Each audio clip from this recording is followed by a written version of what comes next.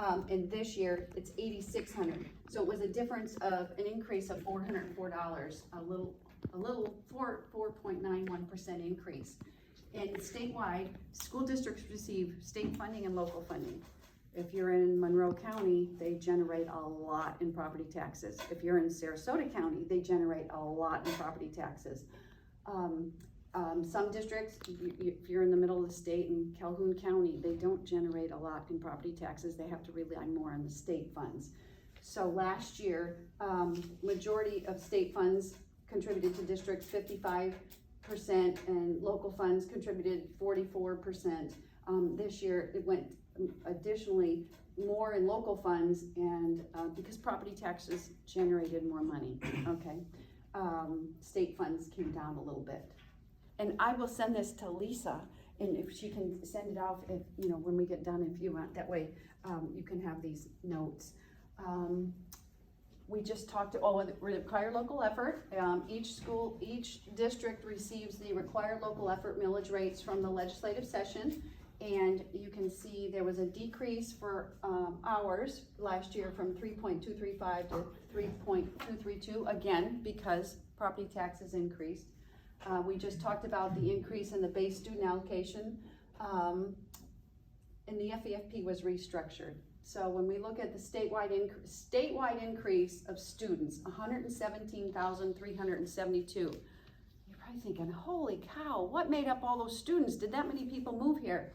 No, this is school choice, parent choice.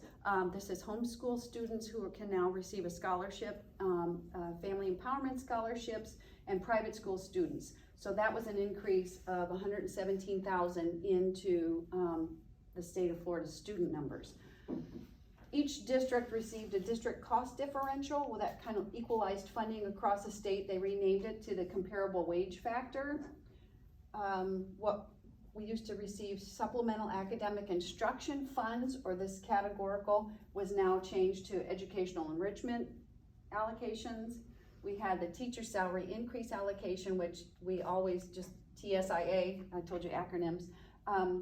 What you'll remember is a couple years ago when the governor said he wanted to increase minimum teacher salary to $47,500. That's this categorical right now. It was also renamed to the classroom teacher and other instructional personal salary increases. The state funded discretionary supplement, reading allocation, textbooks, teacher classroom. Why are these here? Because these were categoricals prior to this year, meaning the dollars were given to the school districts to use for textbooks. The dollars were given for teacher classroom supply money. There was a reading allocation. What they did in the legislative session is they took all that money that was individualized and put it in the base funding for all the districts. They took the money away and raised it up, but the mandates are still there. So we still have to abide by textbooks. We have to supply our list to Tallahassee of the textbooks, the state adopted textbook list, that what are the books we're ordering. We also have to provide programs for our reading classes, and then our teacher classroom supply. Yes, ma'am. Oh, sorry. 2 questions. What does FEFP stand for?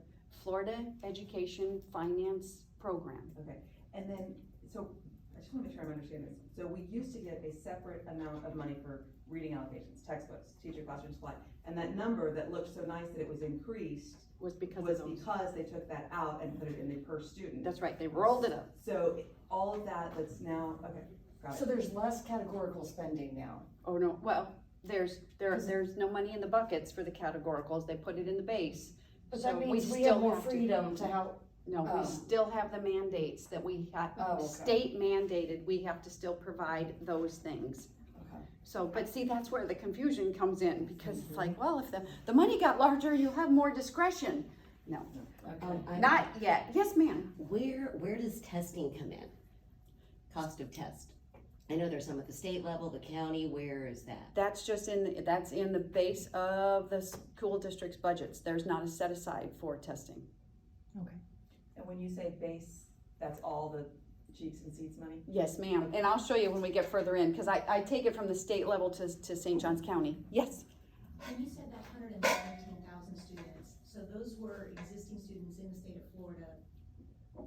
In private, homeschool, and system? Yes, they applied, well, they applied for a voucher, they applied for, dollars to be in the Family Empowerment Scholarship. Yes, Ms. Brewer? But clarify that with those mandates only apply to public schools. That's correct. Even though that funding goes to home schools or That's to that's private correct. schools. So the mandate is only one-sided.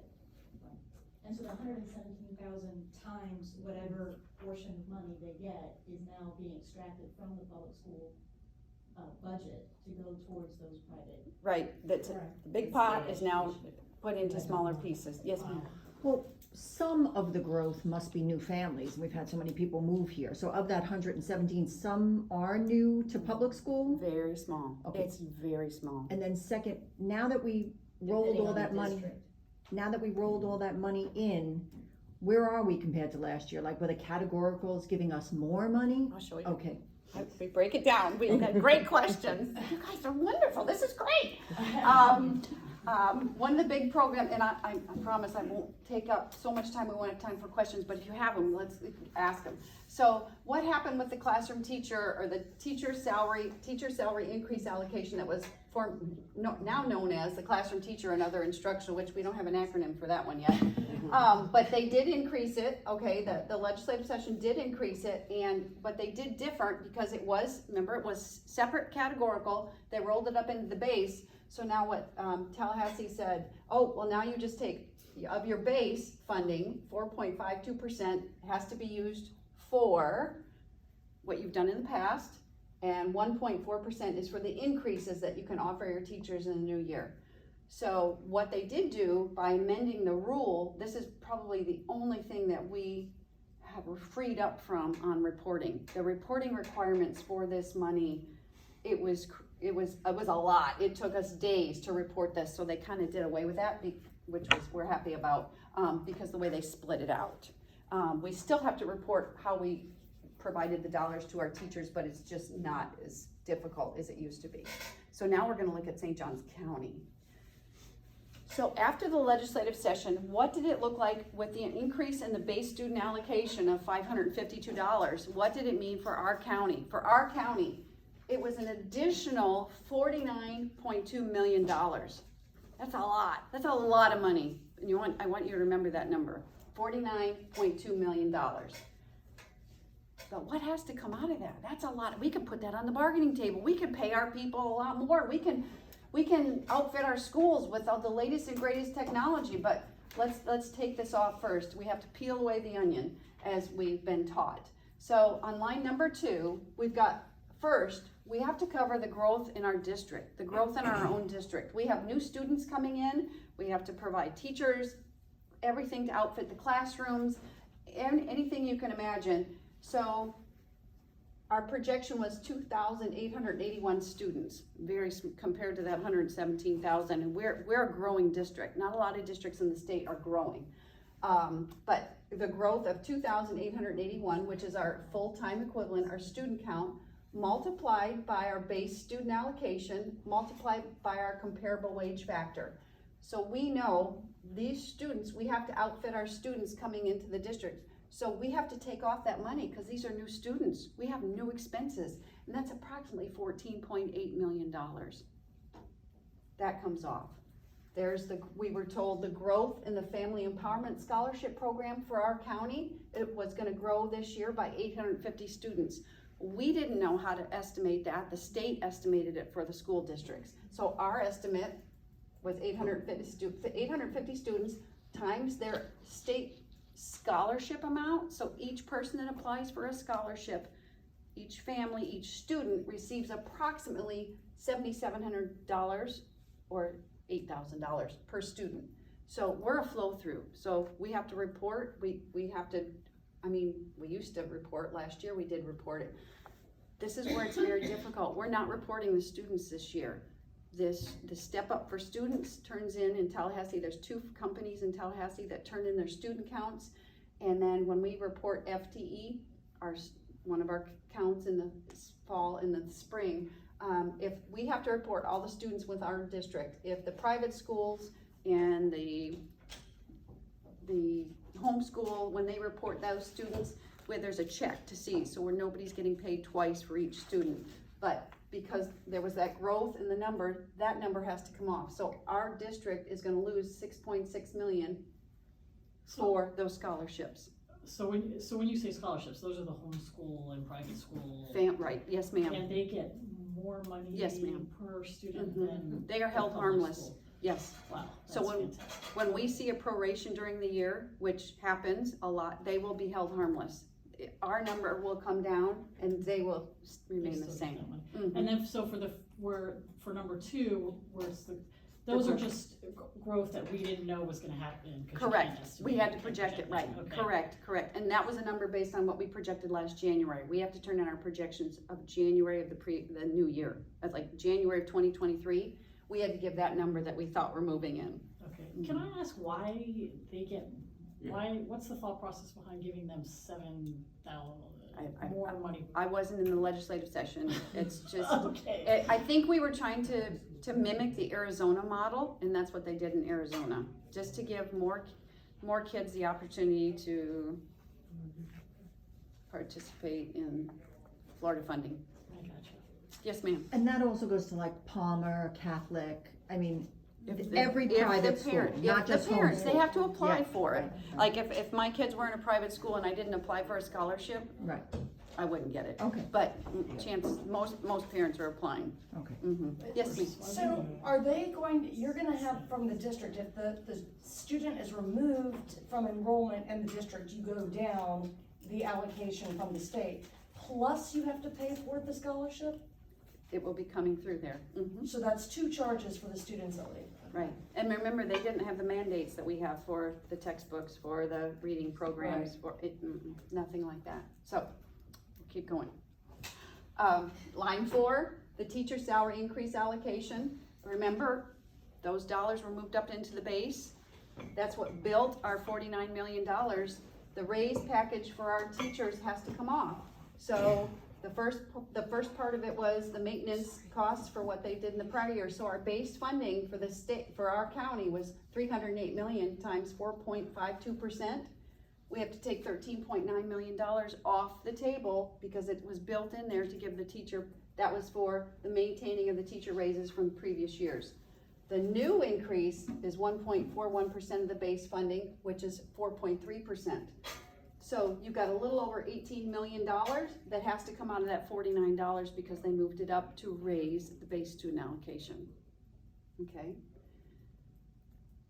We, additional dollars for the teacher package, the Education Association, it was a total package for them of $5.5 million, so we had to dig into the coffers of additional 1.2 million. Now we are gonna start seeing the categoricals that are still in existence. So line 7 is the transportation categorical. These are the funds we're receiving this year over last year. So we're gonna receive an additional $575,000, which again is built in there, so we have to take it off the top. The mental health categorical went up, $495,000, that has to come off.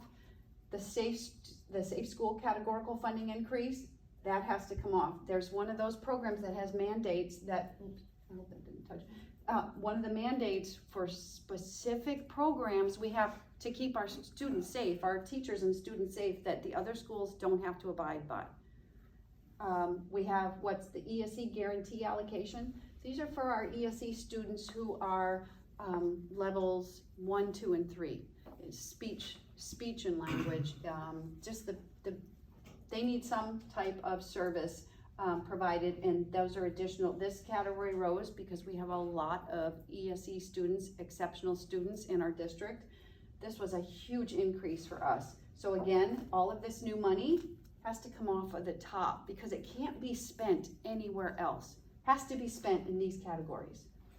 What was formerly known as the supplemental academic instruction categorical was changed. That also received additional dollars. So remember, what we started out with was huge, 49.2 million. Once we take off these mandates, we're down to being in the hole right now of $2.6 million with the new money So you're operating at a deficit right now, off the bat. but there's more. And, Yes, sir. and you got the increase from the top level. Mhm. How is that justified throughout the state? I mean, they're pushing it to the county level and you're supposed to operate this way? Local control, that's what we hear all the time. It's where we have to make more decisions on how we spend the dollars. What do we take out of the classroom? Where do you cut your expenses? Well, just off the top, if you make it even, category 2 and 3, you're already cut $2.2 million and you're almost at a break even at the bottom. Yes, sir. But that's not on the county level, right? No, Okay, so they're asking you to cut everything in between where they're not willing to cut what they need, so make it at least even. that's correct. There is a lot of pressure onto the school districts to do this. And I'm gonna jump back and get on my high horse, is my boss. Lottery. Lottery. For years, we've heard the lottery was doing great things, and they did. Bright Future scholarships. We built schools and additions to schools with the lottery money. When the lottery money came into play in 1981 and it rolled up, it was, and I use this reference a lot, only because I like cake.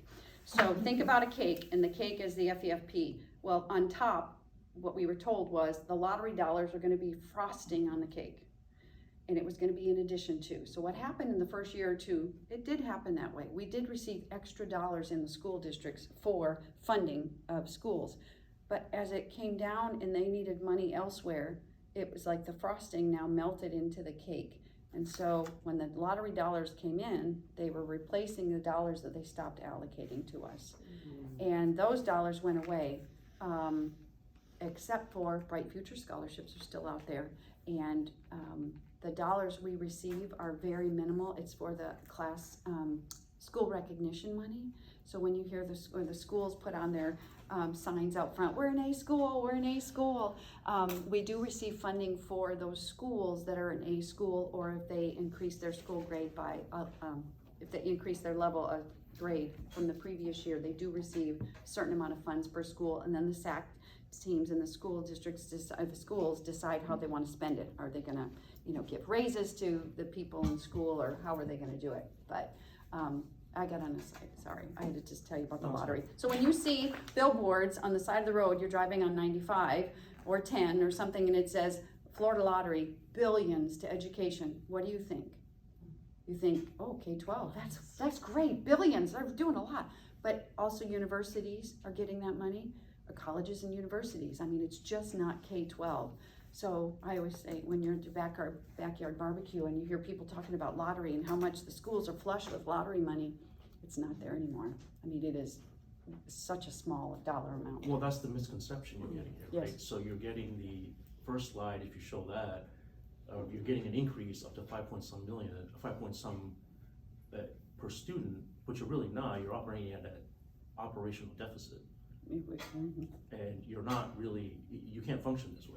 Well, and this is I mean, before this is not- operating it's not expenses. possible. This is before the Right. electricity increases, the Exactly. water increases, Yes. So it correct. doesn't make sense to. You're not really getting more per student. No, You're actually getting less. no, but you don't hear, you Yeah, don't hear this that. needs to be shouted from the rooftops right here. So should we contact our what can we do? I think we Do we need to contact our do that more. legislators? I mean, to me, that's That's why the it makes best a thing, difference. because they're the ones making the decisions. Okay. Because we can talk to Tallahassee as much as we want, the Department of Education, but they're not the ones Your making the hands are tied. decision. You're doing the best you can with Wait, this. hold on. It gets better. It gets better. Well, it just doesn't make sense, because the two categories that make the biggest difference, you can't do anything There's no with, but control. yet they're making you cut things that the school needs. Hence, Okay. I'm gonna side note, why the Department of Education puts out every year the school and district operating expenditure report, and they put it out in usually March of every year, so we won't receive it in the latest and greatest. So the ones you have are the 21-22 expenses for, here, you talk about a People magazine. This gives you every county in the state, and this is kind of what our calculations look like. And I highlighted St. Johns County, so you can see where we are on the back side. And these are our expenses, and it's broken out, like if you just look on the top, you'll see the districts on the left-hand side, And then you'll see the second box is school expenditures and then district expenditures. And then within the school expenditures, it's broken out by instruction, school administration, food service and transportation, and then a total. And then your district level expenses for general administration, and then you have finance, personnel, curriculum facilities. Anyway, you can see in the 21-22 school year, the expenses for all the counties, and then I just highlighted like the state average. What was the state average, and how do we compare versus the other counties versus the state on our expenses? So it goes back to what you're saying. How are you cutting? Well, we're cutting every place we can. I mean, every meeting, that's one of the items we come up with, but ultimately, it's gonna affect all of us. Well, just, like I said, you can keep on cutting, you're still in a deficit. You don't have enough to cut. That's correct. You're still gonna be in a deficit. It doesn't make sense. If you just make things an even plane, it kind of levels everything out. It does, and then you have no control over that, which is bad. Mm-hmm. So the decisions that have been made, you're already on an uneven playing field. That's correct. And that's not fair to you guys of what you have to do. And this is not the first year. This has just been, It has been, but larger it's not this fair year. that you have to cut programs that actually help students because the legislator can't make the right decision of making things even. Oh, I hope I didn't upset you, you're leaving. Oh, no, I have cars. Okay, good, okay, thank you. Yes, Ms. Barrera. On the school administration side, explain what goes into that school administration number that's sometimes different in St. Johns County with nurses versus other counties. Right, so when we're looking at the school administration, it is the principal, it's the AP, it is the folks that keep the school running, okay? And, because when you're looking at instruction, that is the classroom, those are our teachers, those are our associate teachers, everything to do with the classroom versus the school, which is everything to keep the school. And think about the envelope of the school, everything to keep, we've got the custodians, not custodians, but it's school level expenditures, everything you would see in this school, that's what's in that category right there. And you'll see, the percentages are huge. You look at some of the other districts that, the way they're spending their money, it's an eye opener, it really is. Yes, ma'am. So there's all these state mandates. What control, if any, do we have at the county level to overcome some of those expectations? That's a really good question. One of the things that pop into my mind are class size. So how many years ago, 2002, thank you. In 1998, 2000, they started the class size. And everybody wants smaller class sizes. I mean, it sounds great. You're gonna have a great, but that's a constitutional mandate. And school districts were charged, forced, mandated to go in kindergarten through grade 3, no more than 18 students per class. In grades 4 through 8, no more than 22. In grades 9 through 12, no more than 25. So what that happened when that made class sizes smaller, we needed more employees. We needed more teachers. We needed more, because now you have smaller spaces. You have to have more classrooms. You have to start doing other things to meet that mandate. And as far as I know, our private schools do not have to meet that mandate for class size at all. So, yeah. Okay, so let's keep going. We carried forward our negative 2.6 million, but there's more. We've talked about the instruction materials or the textbook categorical that was rolled up into the base. Well, pretty much what we've been told in every school district is just to use what we were given last year for this year. So no dollars were given for workload growth, or so we have to take off the dollars we set aside last year or that we earned. We were given $4.4 million for textbooks. So that's what we told our textbooks folks that they had to this year to work with for the new adoptions coming forward. The reading instruction categorical that was rolled up into the base of that $49 million, that was provided to us for 2.8. This is our instructional learning coaches. This is a lot of the summer school programs for our reading intensive programs. We have a program for teacher classroom supply allocation at $298 per teacher. Back in 1998 also, that came into play with the legislature, and teachers were given, at that time, the minimum was $250 for their classroom supplies. We know they spend a lot more than that. The dollars were given out, they could do that. Last year it was given out at $298, and then the statute language increased, so we have to provide no less than $300 now, but the dollars went away. So now we get to provide teachers $300 per teacher for their classroom outfit, but the dollars that were generating that last year were only at $298. So this was for the growth of our teachers, and that's the dollar amount that was provided to us for 3,112 teachers. We were given dollars that were rolled up for funding compression and hold harmless. This was again to equalize across the state funding for our students. That was rolled up into the base.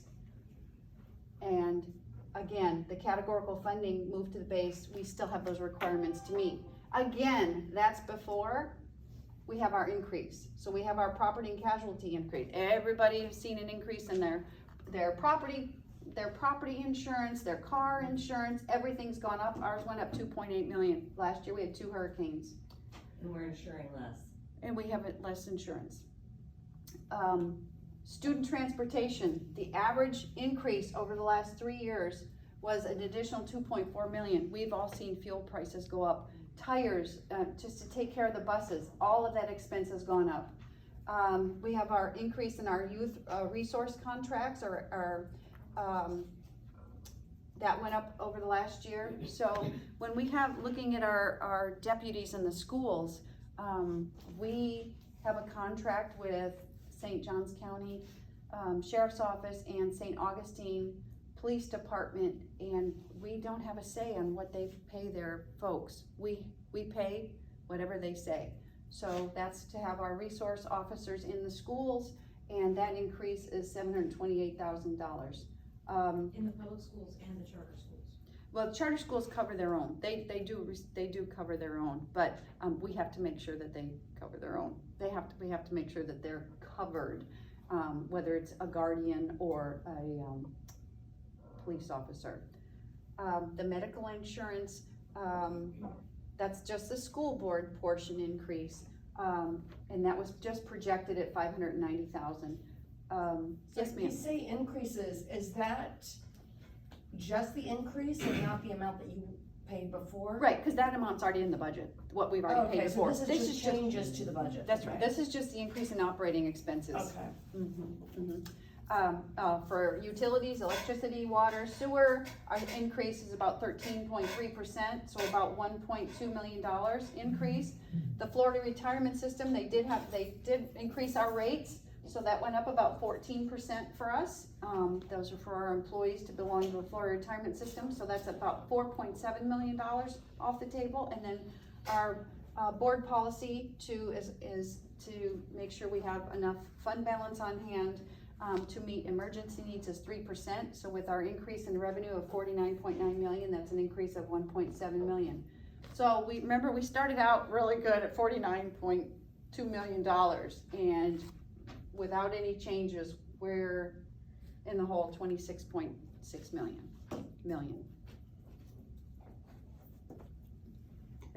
It's a lot. Most of it, if we didn't have the mandates, we'd be sitting pretty. We would. It would be great if we didn't have to follow those mandates. But we don't have that option. Okay. Everybody's so quiet. I wanted to show you what did our fund balance look like in as of June 30th, 2021. So St. Johns County, we had revenues and a transfer into funds from the other funds of 453 million. We had expenditures of 457 million. So we had a decrease, and we expended more than we had coming in, about $4.3 million. And at that time, we had a $65 million fund balance. June 30th, 2022, we ended the year at a $48 million fund balance, and last June, we ended the year at a $43.8 million fund balance. So the change in fund balance from June 30th, 2022 to June 30th, 2023, we decreased $4.2 million. So this is what's happening when we're not receiving enough revenue or we have the mandates to cover. And we just broke out here, you can see from the 21-22 school year to the 22-23, we have to report everything to the state by object number, function and object, but, so we broke it out for you by salaries, benefits, purchase services, energy, supplies, capital outlay, and other. And you can see at the end of the 21-22 school year, we had expenses of $405.5 million. In the 22-23 school year, we had $448 million. So we had increased expenses of $42.4 million. A lot of those mandates, These are for, what is this for, the expenses? This is the general fund, these are expenses for all of our employees, salaries, benefits, purchase services. This is just your checkbook and categories. This is the school teachers or the district? Whole district. The whole thing, okay. The whole that's what I district, wanted to the make whole district. So you can see, and this is during, we went from COVID to post-COVID. Still, we're a growth district. We're still growing. Families are coming in left and right. So we're experiencing a lot of vacancies also. So we broke out here what actually made up that spend, that $42.4 million. So on the first one, we had the raise package with the teachers union, that came in at $6.6 million. We had the raise package with our instructional support union, plus we had a minimum wage increase. So that's another thing that happened last year. The minimum wage increase for the state was supposed to go into effect to $15 an hour by 2026. School districts in the state were mandated to increase your minimum wage to $15 per hour for all employees by October 1st, 2023. The superintendent had to sign a note, send it to Tallahassee. All the superintendents did that said, yep, there isn't anybody in our district that's making less than $15 an hour. Yes, Sean? 2022. No. Last year, they had a mandate. Oh, that- yes. Yes, Thank you, yeah, just so. thank you. And it was only school districts. It was only school districts, did not include charter schools, it didn't include any other industry. It was just, everybody else has $1 a year increase. So that came in at 5.2 million. We had the new instructional hires, we had extra duty, but critical shortage was a new category, I think, for every district in the state. We had vacancies we couldn't fill. We had paras and custodians and just teachers, we couldn't fill vacancies.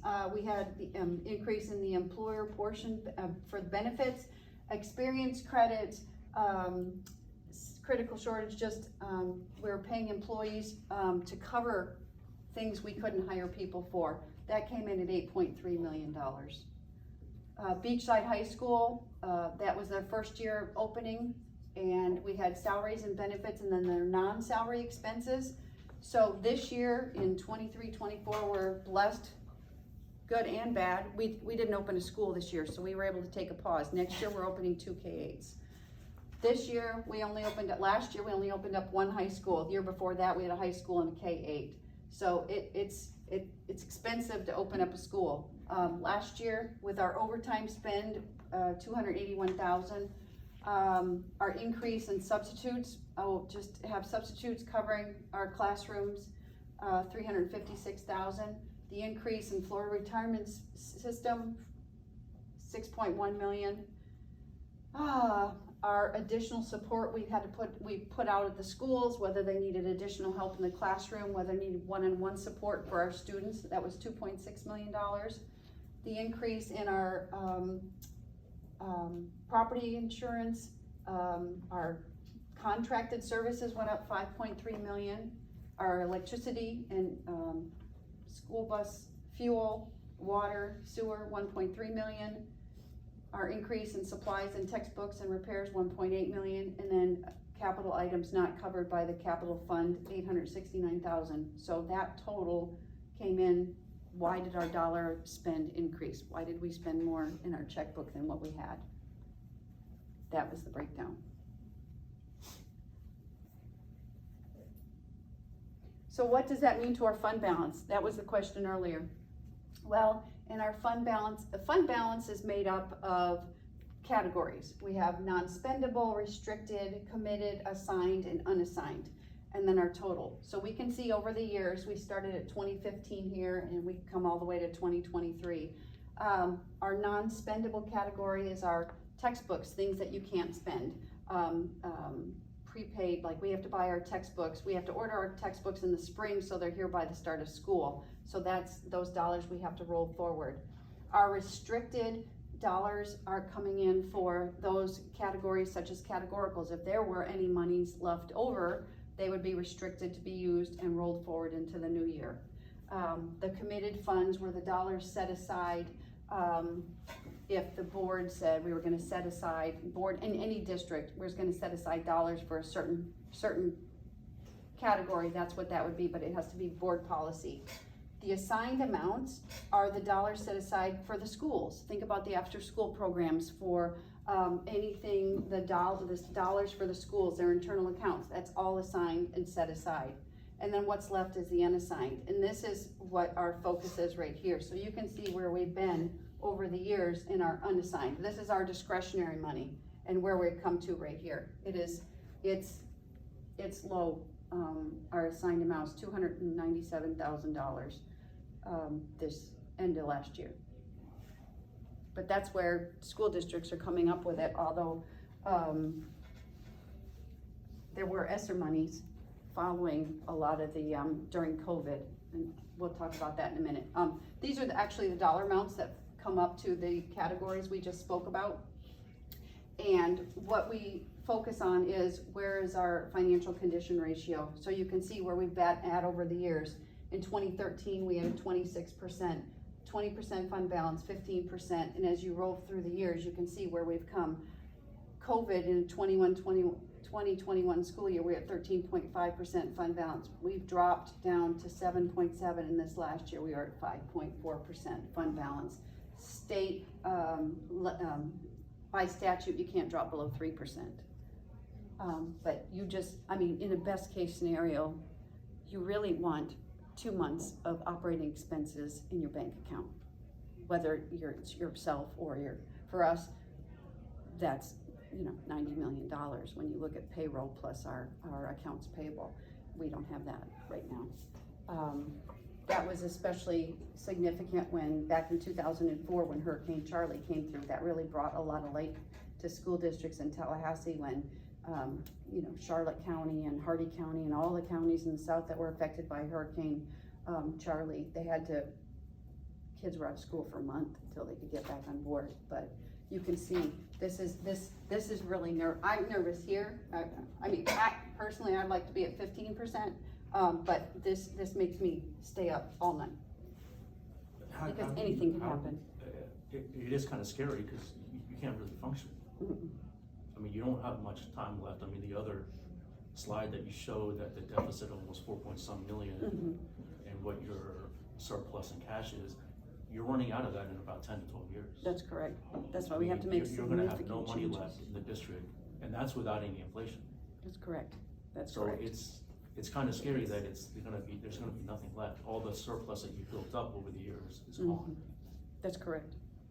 And it comes and goes. I mean, you can see through the years, it's come down, but. Yeah, but overall, Mhm. it's not a good slide. I mean, Mhm. it's going down No. significantly. It tells the story. Yes. Yep, it does. And I think it starts on the top level of what you're getting, not your expenses. Yes. Okay, last slide.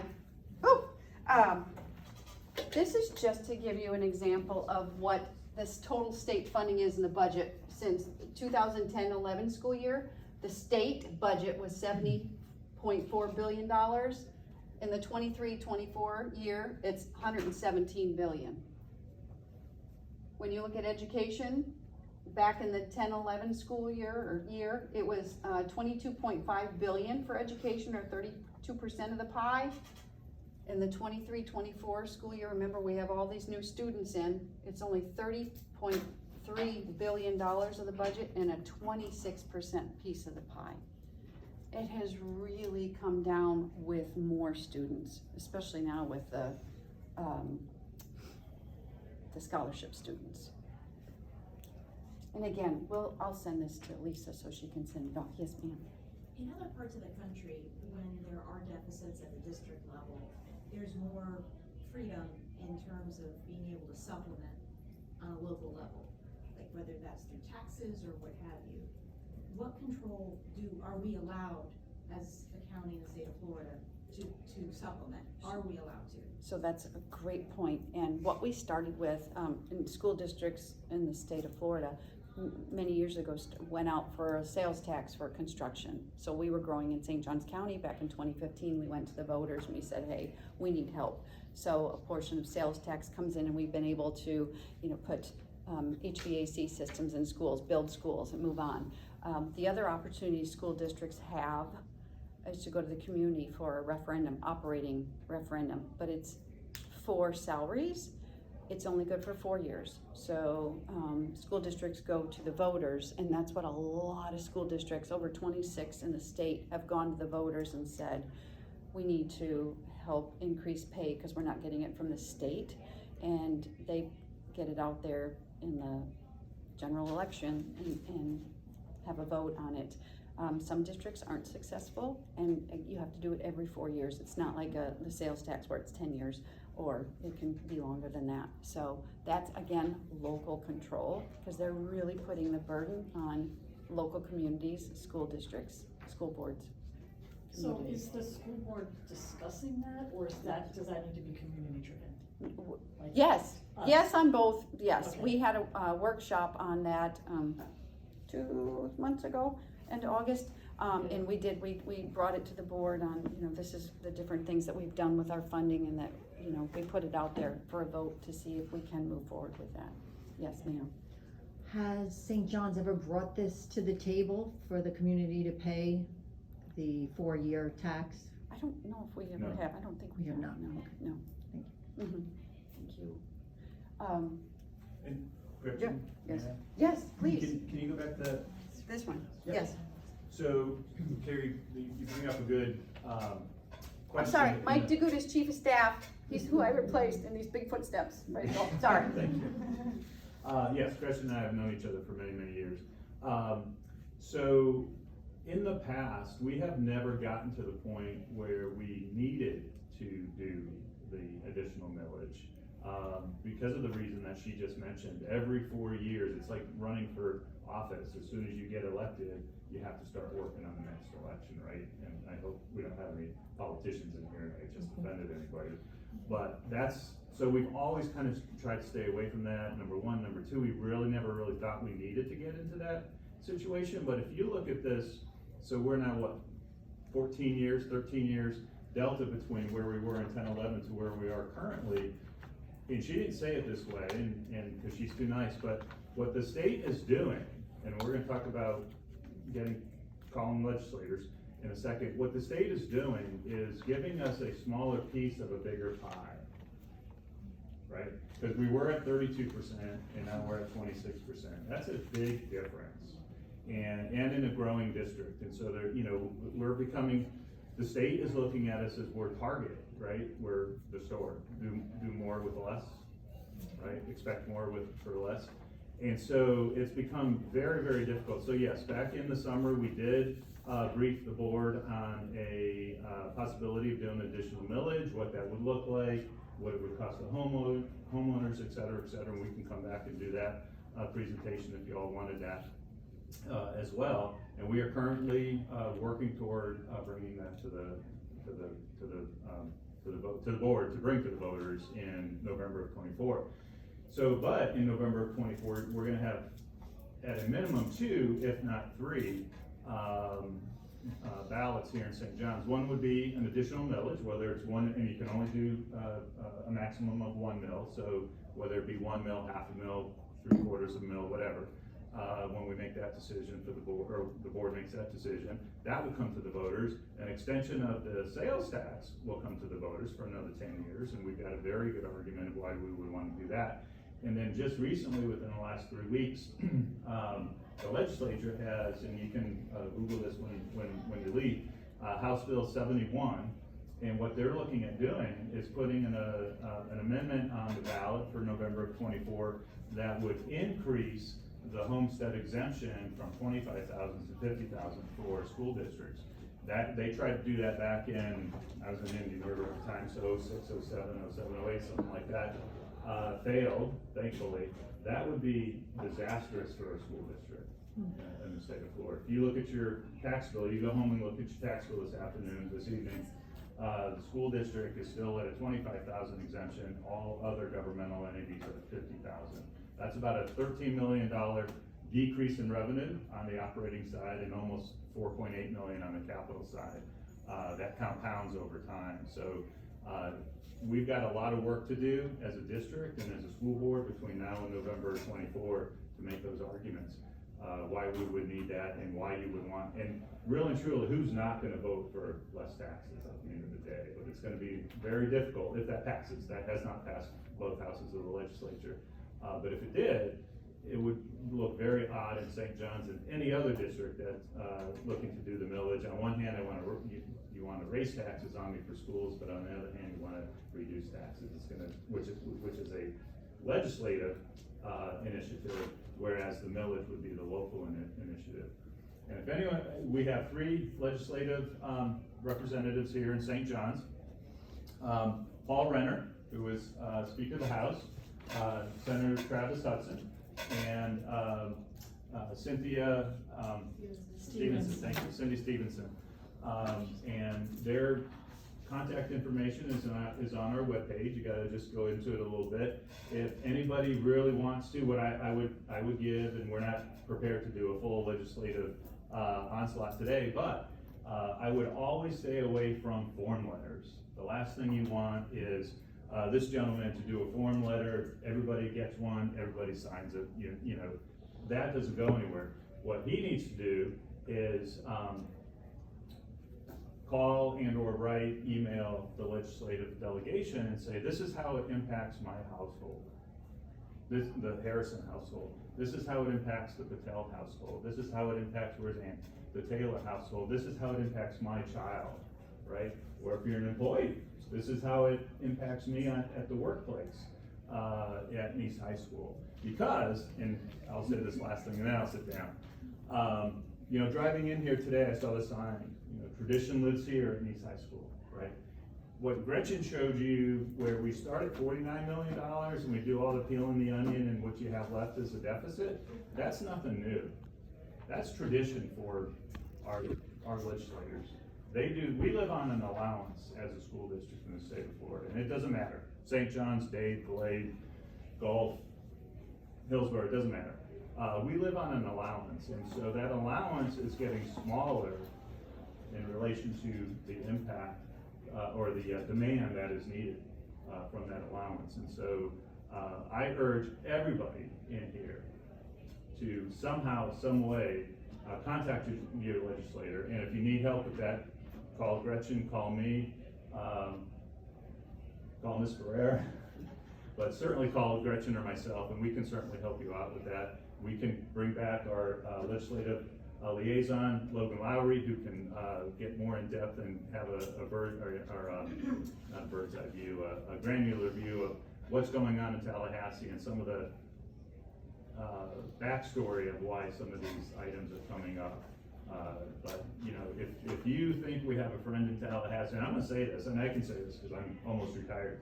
If you think we have a friend in Tallahassee, I'd like for you to introduce me to him or her, because we do not. Public education does not have a friend in Tallahassee today, with the exception of Senator Munford.